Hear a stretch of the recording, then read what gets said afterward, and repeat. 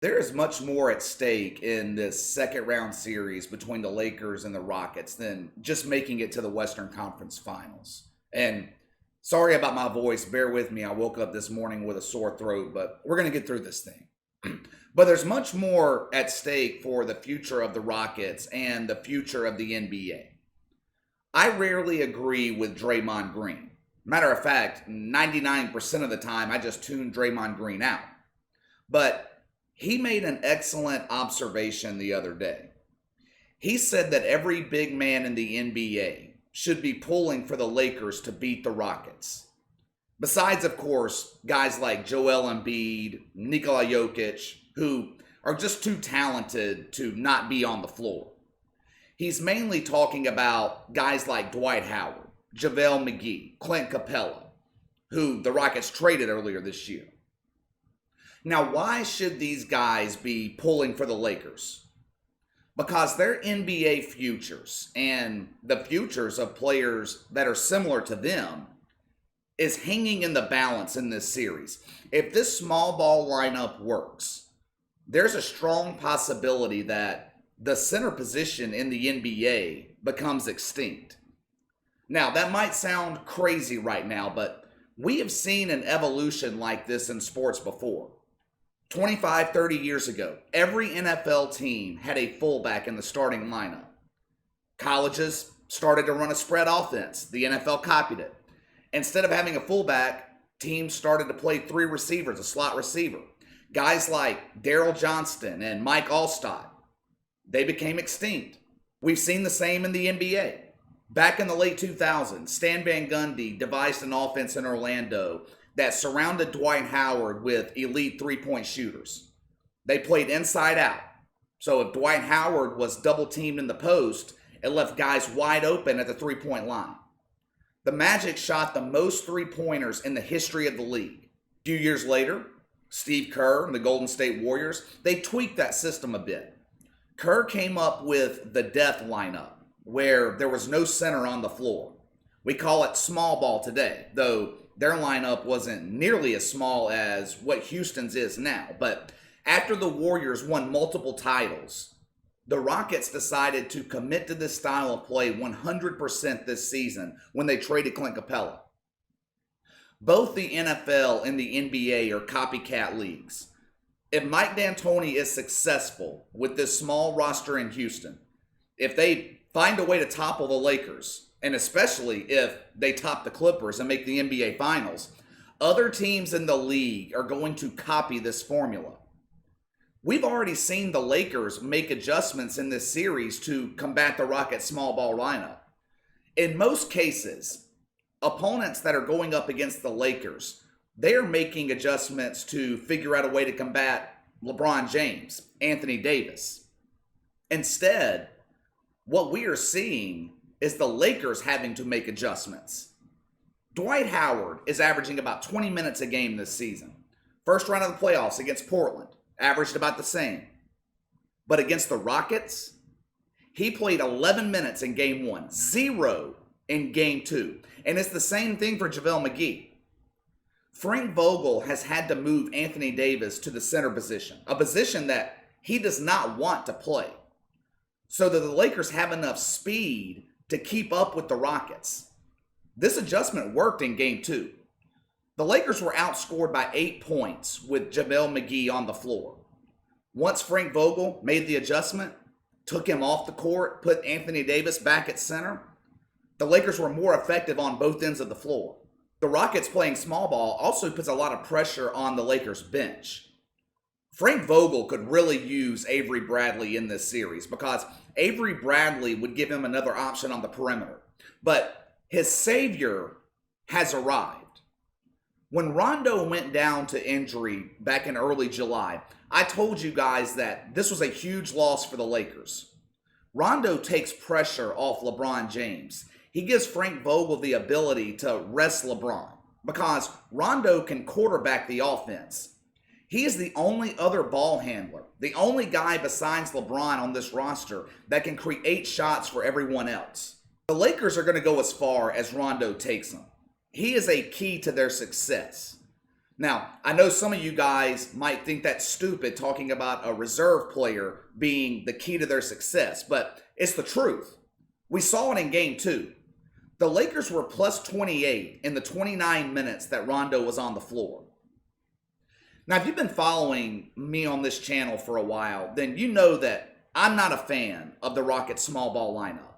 I was highly critical back in January when they traded Clint Capella for Robert Covington and then just went 100% small. I didn't like them trading Chris Paul for Russell Westbrook. That move was not an improvement. Mike D'Antoni still has 2 guards that require the ball in their hands to be effective. CP3, he's the better passer, better shooter, the more consistent player. To me, the Westbrook trade made the Rockets worse. They thought CP3 was done. That's why they traded him.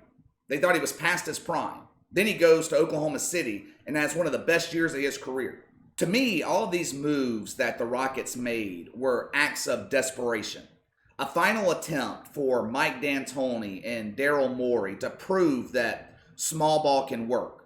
Because make no mistake, if it doesn't work, if they don't win this series, Mike D'Antoni is going to be in the unemployment line. Now, this isn't just a huge series for Mike D'Antoni. It's also a huge series for James Harden and Russell Westbrook. Not only are their legacies on the line, but if this small ball setup doesn't work this year, I think we could see big changes coming in Houston. Tillman Fertitta, the owner of the Rockets, the dude is not playing around. He expects to win championships.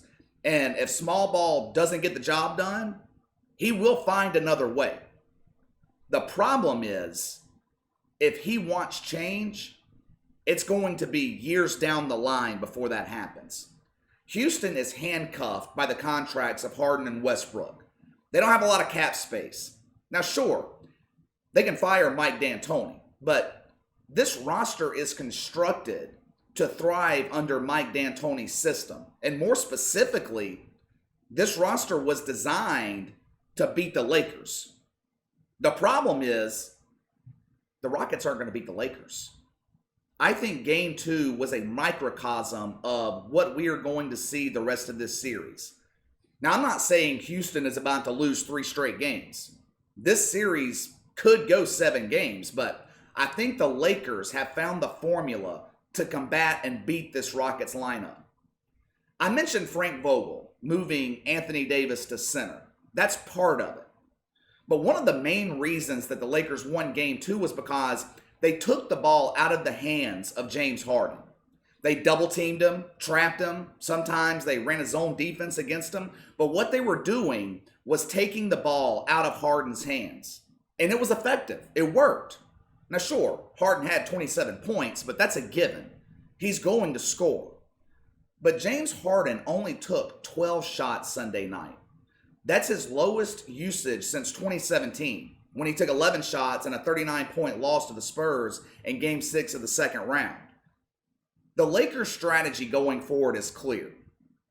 We're not going to let James Harden beat us. Matter of fact, we are going to dare anyone else in Houston to try and beat us. And this is a big problem for the Rockets because they don't have anyone else that's stepping up. Russell Westbrook is struggling. Some are blaming this on his injury, saying that he's working his way back into shape. But he'll be fine, they say.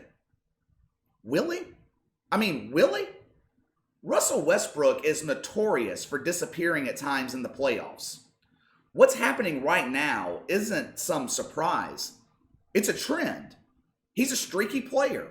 He'll play 2 good games, then be god-awful. 1 good game, then awful again. There's no middle ground for Westbrook. He's either great or he's leading his team off a cliff. This type of inconsistency isn't conducive to winning a playoff series deep in the playoffs. And Russell Westbrook isn't the only one in Houston that's struggling. The Rockets bench has been absolutely dreadful, besides Daniel House, but everybody else has been awful. Daniel House is the only guy on the bench that's even bothered to show up. Jeff Green, terrible. Austin Rivers, terrible.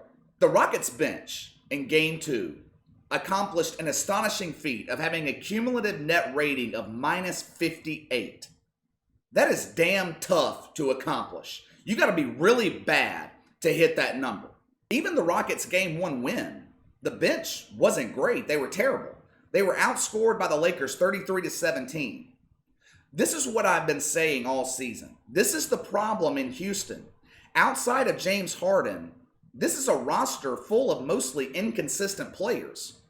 Eric Gordon, he's been fine. PJ Tucker, he's invaluable, especially defensively against Anthony Davis. But at 6'5", there's only so much he can do against AD. But even with those two guys playing well, Houston can't overcome the inconsistency of everybody else. Inconsistency is death in the playoffs because unlike the regular season, you don't have time to shoot yourself out of a slump. It starts to get in your head. Inconsistency is the reason the Rockets' first-round playoff series against Oklahoma City went 7 games. Houston barely got away with it then. But you can't be inconsistent against great teams. The Lakers had two guys in LeBron James, Anthony Davis, that are like this. Rondo, like this. We know what we're going to get from Rondo in the playoffs. We know what we're going to get from LeBron James in the playoffs. Now the Rockets, for the most part, they're this. They are up and down. And that's just not sustainable. So the big men around the NBA, they can breathe a sigh of relief. The Rockets' experiment of going small is going to backfire. And as far as the future goes in Houston, I don't think the outlook is looking that bright. You've got two aging guards on max contracts. You're in the hole the next 3 years in terms of the salary cap. A hole in which could be dug even deeper with the cap expected to decrease due to the lost revenue. I'll be honest with you. I don't see James Harden finishing out this contract in Houston. I think eventually he's going to request a trade and chase a title elsewhere. Now, I'm not sure if that happens next year, but I do think it is going to happen eventually. I don't think James Harden is going to finish out this contract with the Rockets. All right, that's all for today. Hit that like and subscribe button. Click the notification bell to receive all notifications from the channel. Leave me a comment in the section below. Is the Rockets small ball lineup, is it going to be enough to beat the Lakers? And are we going to see the rest of the NBA embrace small ball if the Rockets are successful? Let me know your thoughts. You can follow me on Twitter at KC_BTL84. Have any questions, a topic you'd like me to discuss? You can email me at BTLKC84@gmail.com. I'll see you guys next time.